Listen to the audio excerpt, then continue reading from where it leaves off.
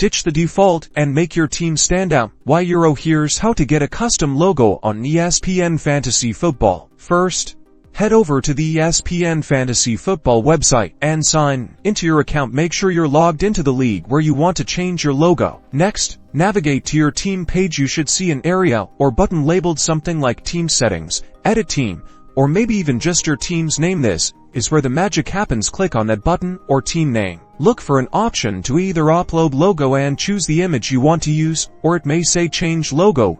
It's usually clearly labeled. You'll likely be prompted to either select an image file from your computer, or if you are on a mobile device, it may prompt you to use your camera.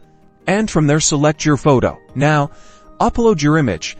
Keep in mind, there may be image size or format limits, so make sure your image meets ESPN size and format recommendations. If your image is too large, you might need to resize it. Once your image uploads, you'll typically see a preview of how your logo will look. Some platforms allow you to adjust the image, maybe by cropping it or centering it. Use these tools for best results. Finally, save your changes. Look for a save or update button. Confirm your selection, and then go back to your team page to check out your awesome new logo. You did it. Now, show off your unique team profile and dominate your league.